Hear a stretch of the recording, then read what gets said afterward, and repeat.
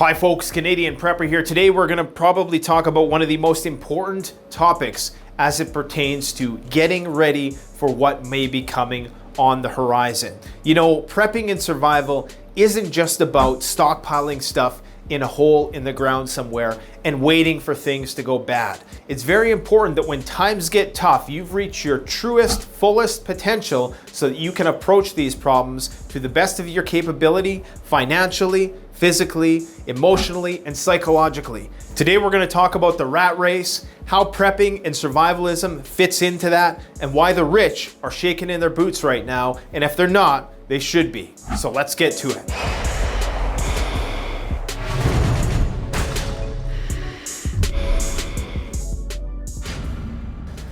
All right, guys, so I am no Bob Ross, but I did my best to try to illustrate this point I want to make. If you're trying to achieve financial freedom, it's very much like climbing a mountain.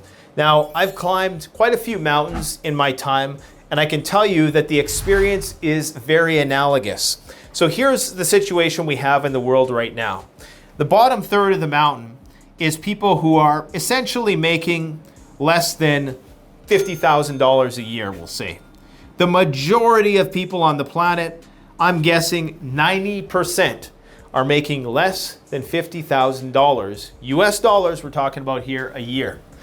Then you have this next level of the mountain. These are people who are making probably about $100,000 a year, between $50,000 to $100,000 a year. This is what in most places would constitute middle class. Now you may be saying, Nate, I live in New York. I can barely live off six figures. You're probably right. And quite frankly, let's just move this to 150 because when we factor in the current rate of inflation, it's more so looking like you need 150,000 in order to have the two-car garage and all the rest. Most people are going to find the maximal amount of happiness in this region. I seen a study which talked about how after you make six figures, the amount of happiness that you achieve in making more money starts to diminish. Okay, there is a law of diminishing returns. And what that means is the money doesn't make you happier. In fact, it comes with a lot more problems. Now, people might be saying, you're crazy, what are you talking about? I'll take money and problems over less money and no problems any day. But the fact is, when we're just talking about net happiness, how many times you crack a smile a day? This is probably where you're going to find the most of it. Because here you have security, you have a little bit of disposable income, and you still have the prospect of climbing the mountain a little bit further if you choose. And it's very important that there is a prospect for growth. It's not enough to just get to a place in life where you have everything you ever wanted and you're going to find happiness. Because here's what happens when guys get to the top of the mountain. When the billionaires get to here, something very terrifying happens. They're going to have a terrifying realization that I've made it to here, okay? I can see everything. I can see all the people down in the valley. Now imagine the terrifying existential crisis that would accompany being unhappy when you hit that point. Imagine being unhappy and knowing that there is nothing in the world, materially anyways, that could increase your happiness level. That would be a very terrifying place to be. That's why they say it's lonely at the top. Not only because there's very few people here, okay, this is like the 0.0001%. It's lonely for that reason because you can't relate to everybody else in this picture here. It's also lonely because you now find yourself in a situation where you have an immense responsibility that you have to bear as a person who is in this position. The actions that you take are going to have an impact on everybody else. What do billionaires start to do when they get to here? Well, a lot of them, they want to go higher. So they'll either build a skyscraper or, like we're seeing some of the billionaires do right now, they're blasting off into space, right? Like I said, I'm no Bob Ross, guys, okay? There's some billionaires who get here and they want to do philanthropy. They realize, you know what? I have this huge responsibility to the human race. I'm amongst the most privileged. I'm in a position where I can wield the most amount of power and have the most amount of influence. And for that reason, I am now going to try to electrify the planet with electric cars like Elon Musk, or make some boring tunnels, or maybe I'm gonna put all my money into nuclear fusion or something like that. Unfortunately, not all the people who have the gall to get up to here, because it's not easy getting up to here, because you have to step on a lot of people on the way up. Now, euphemistically, some people will say, in order to make $1 billion, you need to affect 1 billion people. People will say, well, you know, Mark Zuckerberg, sure, there's things that we might not like about him personally, but he also brought people Facebook, and it's something which you could make an argument improves people's lives, although I'm sure there's a lot of debate about that. So the majority of people are down here. Most of the people in the world are just trying to get to here. They're trying to get to the level of security. Just enough security so that they don't have to sleep with one eye open. Down here in the valley, there's bugs, flooding, there's predators that are trying to kill you on your way up. You get to here, you get to this cushy middle-class job. Maybe you go through 4 years of university, so you have your students here. You have people who might have immigrated, working 2 jobs. You just have people who are born into poverty. So they're coming up the mountain, they're trying to get to this plateau. Because when you start getting to here, this is when you start getting into the top 10%. Some people get a free ride in life. Some people are born up here. You see, some people, they get a helicopter ride up, okay? That might be a person who has a natural talent, and they're conscripted by some wealthy record producer. You see other people who are getting belayed up. They have to work a little bit harder for it. Maybe they have a mentor.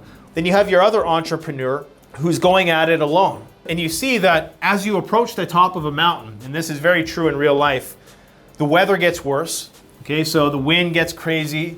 It can start to rain sideways up there. The slope gets a lot steeper. And it becomes very, very difficult unless you were born up here and inherited those rights, or you're flown up in a helicopter. As the kids are saying nowadays, flued out. A lot of the Instagram girls might know what I'm talking about. So you're probably also wondering, who are these guys scaling the mountain on this is like a rock face of the mountain. This is straight vertical. You can go up this way. You can go up the standard path. There's going to be a nice groomed trail. Most people with hard work and dedication can get here. I'm not saying it's going to be easy, but anybody can get to here with hard work and dedication. However, there is another way to get up to here, or even to here if you want. And that's to chart your own pathway. And that's what these guys are doing. And they're going straight up vertically. There's a good chance that you might fail, or fall in this case. You may fail or you may succeed. If you succeed, chances are you're going to get here faster and you're going to be able to climb higher. And you are just going to be built really tough by the time you get here, because doing this is much harder than doing this. So if you are born up here, your whole worldview, you only understand the world from this perspective, okay? If you're a guy looking out here, or a girl, you're only viewing the world. You only know the world from the perspective of looking at it from the top down. Everybody probably has heard the story about the rich guy who takes his son into Manhattan and said, "Son, this is all yours." It's kind of like the Lion King thing, or Simba. Anything the light touches is your kingdom. So it's kind of like Plato's allegory of the cave. Your reality is shaped by where you're born into here. If you're down here, all it takes to get your little dopamine buzz is maybe have a good meal. If you're up here, in order to get a dopamine buzz, you might need another $100,000 car. The amount of overall net happiness experienced by these people and these people at the end of the day is probably quite similar, believe it or not. A lot of these people are going to be living increasingly more insecure lives as we move forward into the future, as the wealth gap increases. My communist cameraman informed me, or I should say reminded me, that when you're up here, it's very hard to see things from the perspective of people down here. If you're born up here, you have no conception of what things look like at the bottom. That's why in that movie Titanic, when that rich girl who was trying to woo the elite so she could enter their family. She came down here and she's seen how much fun everybody was having, you know, being a community, partying, dancing, and just being together and being a little bit more carefree.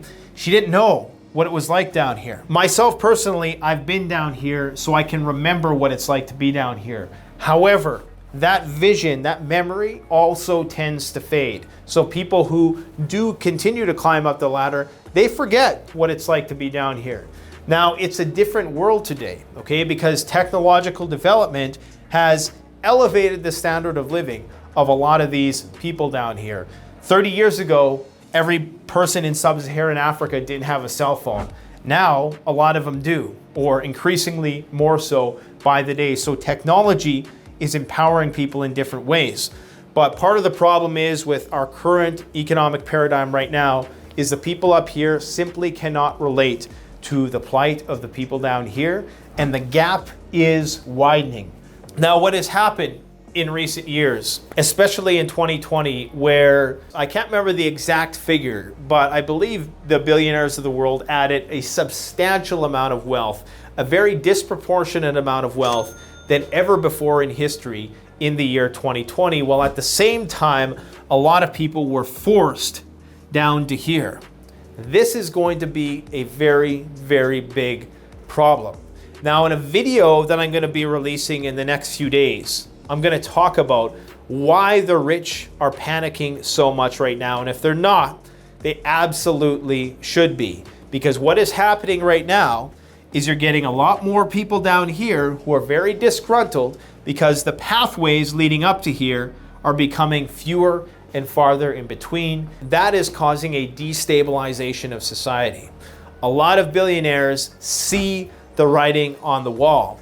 That's why they're constructing their fortresses. They are digging, tunneling into the mountain. Imagine this is Cheyenne Mountain. You know what Cheyenne Mountain was? That's the place where all the elites would have went if there was a nuclear exchange during the Cold War.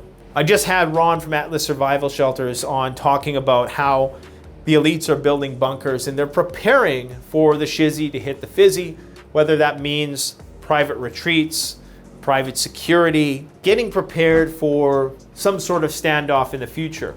There are ways that they're probably going to try to avoid this, and I'm going to save that for my next video. I will say though, there's also this trend that I would call like a toxic entrepreneurship or something. You know, all these guys talk about their get rich quick schemes, how to make 6 figures a year.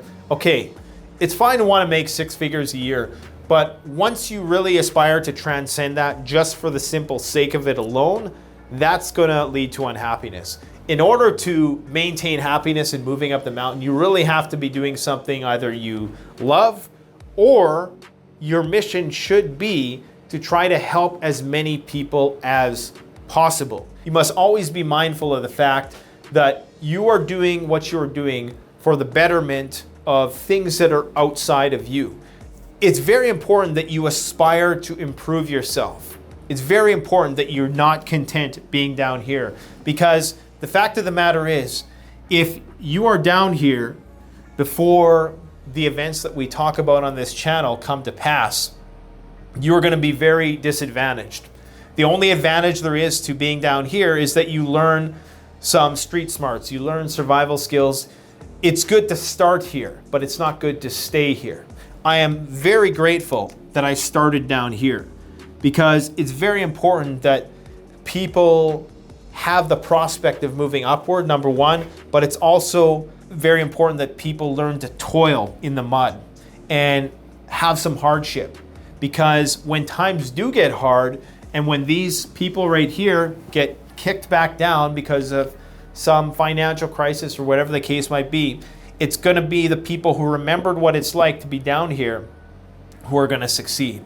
So in my next video, I'm going to talk about why the rich are shaking in their boots right now and what they're doing to prepare for it, and why you need to be on your A game from here on in. So stay tuned for that. I'm going to release that in the next couple days.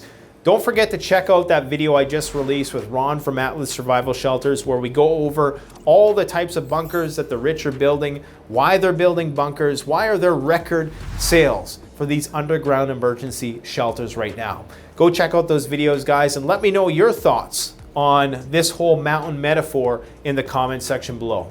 Thanks for watching. Stay safe. Canadian Prepper out. The best way to support this channel is to support yourself by gearing up at CanadianPreparedness.com. The best quality products at the best prices. Use discount code SURVIVALPREPPER, all caps, all one word, for 10% off. Thanks for watching. Stay safe.